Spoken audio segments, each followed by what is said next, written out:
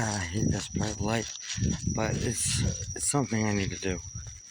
Even though I'm probably going to blind myself when the point where I can't go through the woods. I'm not going to look directly at this camera.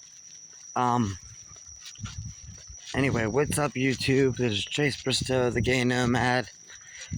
How's everybody doing tonight? I hope you're all having a fantastic night. I hope you had a fantastic day. There's some issues that I have to tell you guys. One, there's a podcast that I've had issues with. I'm on my way back to my tent that I waited for 3 months to buy. I want to clarify some things about the last video I did with the So Good We Named It podcast. I have nothing against the winners of the costume contest or trivia. In fact, congratulations. You were lucky enough to have your name drawn from a hat, and you had enough money to put together some elaborate costume. Some of us aren't that lucky. Like me, for example. 3 months went by that I could have bought a tent or got a hotel room so I could shower, shave, whatever. I could have went to Golden Corral and had me a nice meal. I could have did anything with my money. But I saved every penny, every dollar to go there. I'm gonna give myself the opportunity to tell everybody what the Golden Girls means to me in this video, since that podcast won't, and since all they want to do is I'm gonna start my own podcast as well, and probably gonna find some Golden Girls super fan to do it with me. Maybe my friend in Tennessee, Adam Rice. Special shout out to you. You're amazing. I love you. You're fucking awesome. That being said, I have been through some very hard times. My parents threw me out because I'm gay. Not once, not twice, not thrice, but 4 times that I can count off the top of my head. They've been doing it for 11 years, and every time I get a boyfriend, they throw me out. Now, the Golden Girls have got me through so many tough times when all I wanted to do was kill myself or just wallow in self-pity. I would turn to the Golden Girls and I'd laugh. I'd smile. And for that 23 minutes, I could escape whatever situation I'm in. I've made it a point to visit the Golden Girls' house. I was married once, and instead of the honeymoon, I went to Betty White's house to knock on the door to try and meet her, and I didn't. I've done what I wanted to do with Golden Con. So even if they don't allow me back at next year because I threatened to sue somebody if they used my audio against my permission, which is perfectly fine. I don't see anything wrong with that. What I do find a problem with is the fact that I'm walking on a dead end first and foremost. No, what I find a problem with is the nepotism. Big word, I know. For a homeless guy, you wouldn't expect me to be so literate.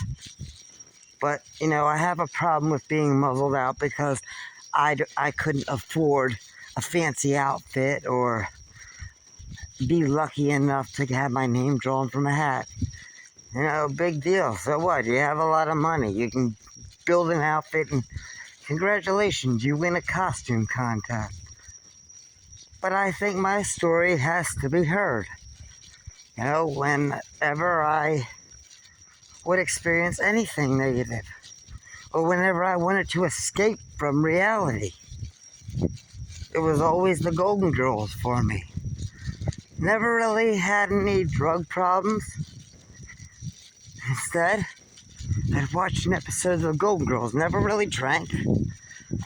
Never really did any drugs that much. It was always Golden Girls, Golden Girls, Golden Girls. Whenever I got scared on a ride, like a roller coaster or something, or anything like that, I would scream, Golden Girls, Golden Girls. Whenever I would go on a roller coaster at an amusement park, I'd scream Golden Girls and feel better. The whole time I'd be riding that roller coaster, Golden Girls, Golden Girls.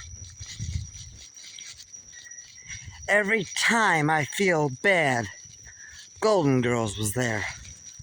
Not drugs, not alcohol, but the Golden Girls. And, so what if I don't have enough money to put together a prize-winning outfit? So what if I don't have the luck of the Irish or whatever to have my name drawn from a hat? I should be able to talk about what I went through to make it possible for me to go to Golden Con. Like I said in the last video, I slept on a park bench for 3 months during the day, wandered around endlessly at night, so that what I did was legal. There's no law against sleeping at a park bench during the day. So I did that. I went without food every other day and bought a pack of ramen. Practically starved myself to death. And there were moments when I thought I was going to lose my mind. But I kept pressing forward. And I kept going. Why? Because I wanted to go to Golden Con. I wanted to meet young Dorothy because I had never met any of the Golden Girls, and I wanted to let people know what that show means to me. That show has gotten me through nights of homelessness, years of homophobia. It has gotten me through every situation. It's helped me cope with the death of my grandparents.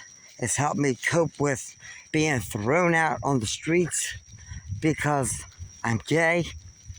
It's helped me avoid situations where I'm being, I don't know how to say this in any other delicate way, but I am not into group sex or threesomes. And whenever I would go to hook up with a guy off a grinder or something, and he'd have another guy in the room, or 2 or 3, I would stay fully clothed and sit in the corner or somewhere and watch the Golden Girls, because I'm an introvert and I am very socially awkward and I cannot stand being around more than one new person. And sometimes I'd be in that situation where I'd find somebody who wants to hook up and go into their place, and they'd wind up having 2 or 3, 4 other guys over. I'd sit in the corner and watch the Golden Girls, and it would help me cope.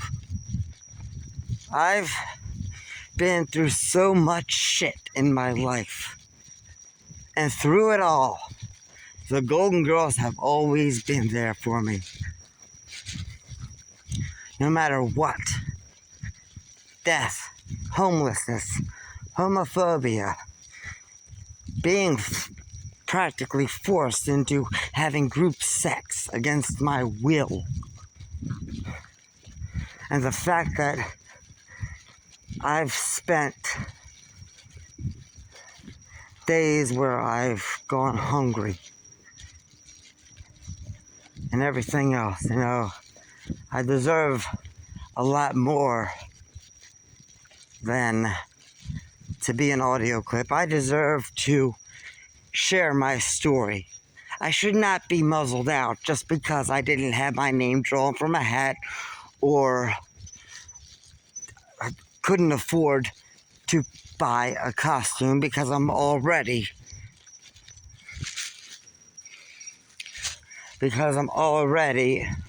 sorry, I got a message. I shouldn't have to be muzzled out because I couldn't afford a costume, because I'm already homeless, because I'm already on the streets. You know, I shouldn't have to be able to afford an elaborate costume and win a costume contest, or be lucky enough to have my name drawn from a hat.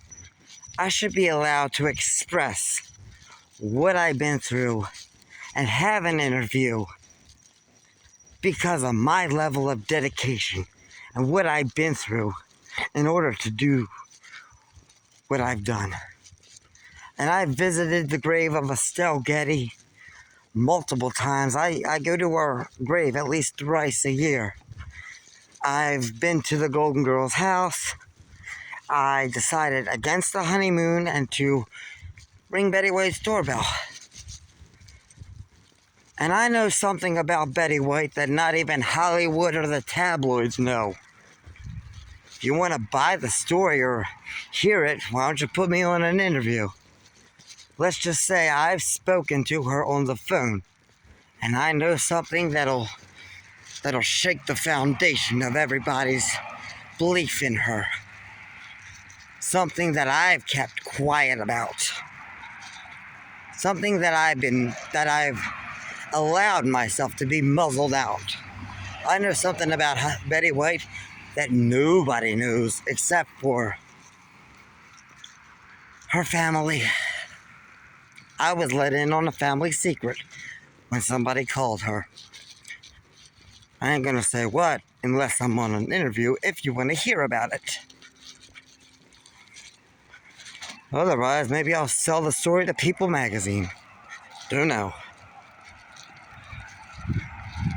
But I definitely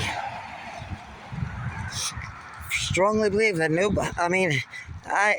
I'd like to find somebody else who slept on a park bench and did all that just to have that opportunity to go to Golden Con.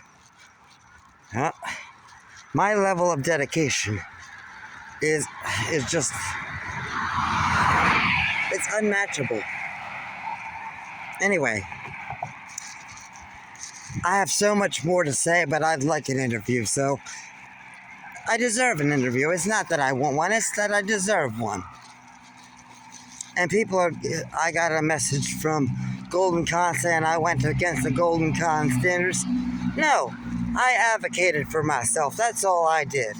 And congratulations on winning that costume contest, and congratulations on winning trivia. I guess I'm not rich. I'm not rich enough to put together an elaborate costume, or lucky enough to have my name drawn from a hat. But I am dedicated enough to have a spot in an interview. I'm dedicated enough to have an interview. It shouldn't be about who's rich enough to pay for a costume or who's lucky enough to be drawn from a hat. Congratulations, guys. Really, I mean it. But at the same time, I am dedicated enough to deserve a special interview because of everything that I've went above and beyond for. Stay golden, y'all.